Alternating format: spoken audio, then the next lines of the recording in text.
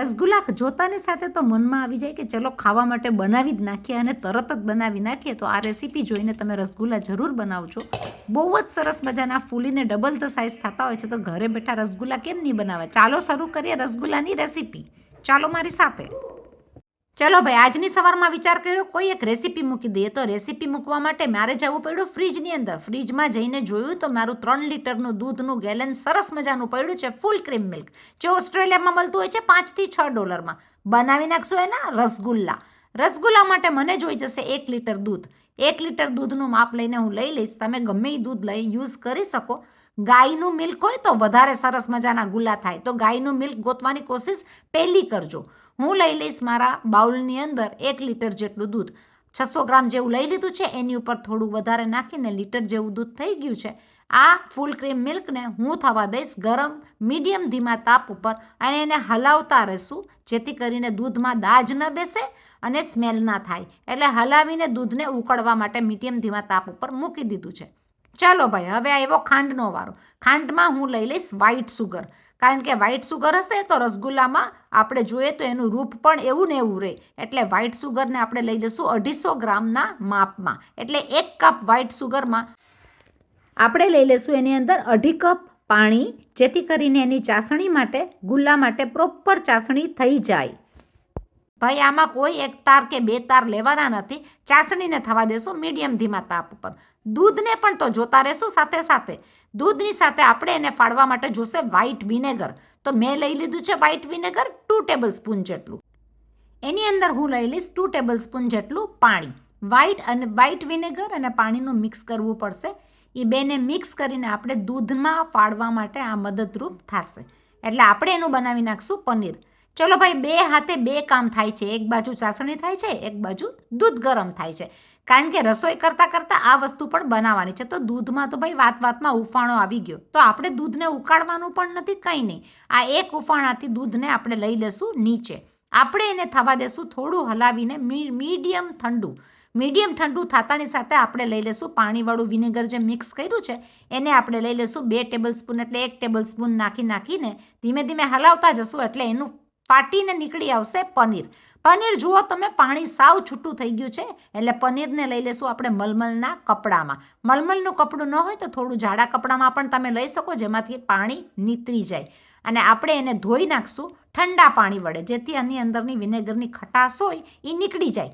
અને આપણે એને વાળીને કપડાને નિતારી નાખશું એકદમ દબાવીને, જેથી કરીને પાણીનો ભાગ જરા પણ ન રહે અને થઈ જાય પનીર આ રીતનું. પનીરને તો ભાઈ જરા પણ જવા ન દેવાય. એટલે થોડું થોડું પનીર છે એને પણ ભેગું કરી લેશું અને આપણે એને મસળવા માટે લઈ લેશું થાળીમાં. હવે એનો મેઇન ઉપયોગ આવવાનો છે મસળવાનો.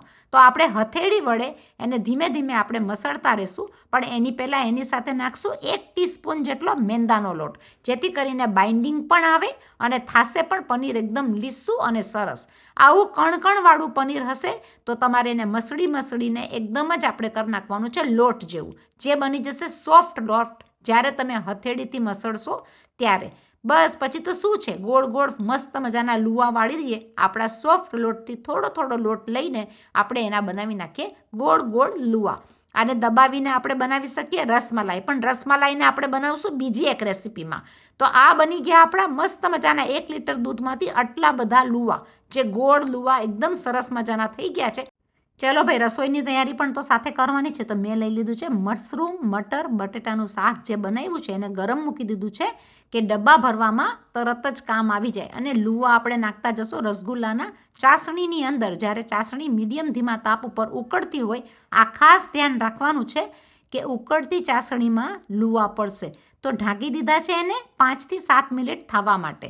તો આપણે લઈ લીધા છે થેપલા, એની સાથે ગાજર મરચાંનું અથાણું, એની સાથે મસ્ત મજાનું આપણું આ જે ગ્રેવીવાળું શાક છે એ, અને જોતા જશું આપણા રસગુલ્લાના લુવા. તો ભાઈ 5 મિનિટની અંદર તો એ સરસ મજાના ડબલ ધ સાઇઝ ફૂલવા મંડી ગયા છે.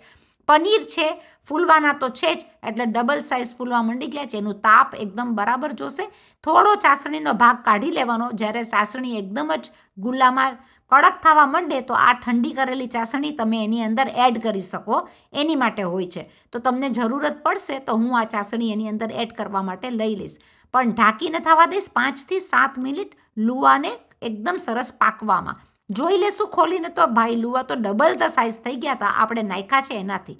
તો મેં હાથમાં પણ લઈને જોઈ લીધો કે લુવા એકદમ બરાબર રીતના છે, પણ બીજા જે છે એને પણ આપણે એ રીતના જ પકાવવાના છે. અને આપણે એની અંદર પાછા નાખી દઈશું થોડી એવી ચાસણી. જો ચાસણી કડક થવા માંડે તો આ ઠંડી કરેલી ચાસણી નાખીએ તો એના લુવા એટલે કે રસગુલ્લા બહુ સરસ રીતના પોચા જ રહે છે. અને આપણા થઈ ગયા સરસ મજાના પોચા વ્હાઈટ રસગુલ્લા. તો હું એને કાઢી લઈશ એક બાઉલની અંદર. આટલી નાની જગ્યામાં એને સ્પેસ તો દેવી પડશે, એટલે એકસાથે 5-7 રસગુલ્લા થતા જશે. અને આપણે એમાં બીજા પણ નાખી દઈશું જે વધેલા બાકી રહી ગયા છે એ. તો આપણે લઈ લીધા બીજા રસગુલ્લા. કોને કોને ભાવે ઘરની અંદર? જો મારી ચેનલને હજુ સુધી સબસ્ક્રાઈબ ન કરી હોય તો શેર કરજો, સબસ્ક્રાઈબ કરજો અને આગળ જોતા જાઓ. નવી નવી રેસીપી કેટલી બધી આવે છે. વધેલી ચાસણી મેં નાખી દીધા છે જે રસગુલ્લા કાઢી લીધા હતા ચાસણીની અંદરથી. તો બસ બીજા પણ તો જોઈ લો, તરત જ તૈયાર થઈ ગયા. 5થી 7 મિનિટમાં આ તૈયાર થઈ જતા હોય છે.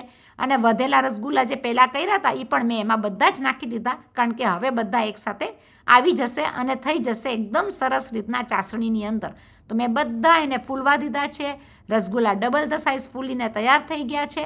થઈ ગયા આપણા તૈયાર રસગુલ્લા. જોયું ને તમે કેટલી સહેલી અને સરળ રીતના પનીર કાઢીને રસોઈ થતાં આપણા રસગુલ્લા બની જતા હોય છે અને લાગે સ્વાદિષ્ટ, બજાર કરતાં સસ્તા. અહીંયા આગળ ઓસ્ટ્રેલિયામાં તમે લેવા જાઓ તો $28-30 અંદરના રસગુલ્લા મળતા હોય છે. અને એ પ્રમાણે બહારના મળે બજારના, પણ આપણે ઘરે બનાવ્યા હોય એ તો બજાર કરતાં પણ ચોખ્ખા અને સરસ, કે આપણને ખબર જ છે કે બહુ સરસ થાય. તો આપણે એને કેસરથી શણગારી નાખશું. થોડું એવું કેસર નાખી દઈશું જે ખાવામાં પણ લાગે બહુ સરસ. માનવામાં નહોતું આવતું એટલે મેં પણ પાછું ચેક કરીને જોયું, કારણ કે આ રેસીપી મારી પણ પહેલી વાર બનેલી છે રસગુલ્લાની, પણ થયા છે બહુ જ સરસ, જે અહીંયા આગળ સરસ રીતના કામ આવી જાય. પણ જો તમને ગાયનું મિલ્ક મળે, ગાયનું દૂધ મળે તો એના જેવું કાંઈ જ નહીં. એનું પનીર બહુ સરસ નીકળતું હોય છે. તો દૂધ બહુ કામ કરતું હોય છે કેવી રીતના તમે મળે અને કેવી રીતે તમે ફાળો. પણ આ રસગુલ્લા તો જારી થઈ ગયા છે. એક ખોલીને પણ જોયા, કારણ કે માનવામાં નહોતું આવતું કે એકદમ સરસ રીતના થઈ ગયા છે. પણ બહુ ફાઇન રસગુલ્લા થયા છે. તમારી સામે જ છે, પોચા રૂ જેવા ડબલ ધ સાઇઝ થઈ ગયા છે. નાના નાના નાખેલા હતા એમાંથી. તો મહેમાન આવ્યા હોય કે ગમે ત્યારે રસગુલ્લા ઘરમાં કરવા હોય, ઇઝીલી તમે આ બનાવી શકો ખરેખર ને.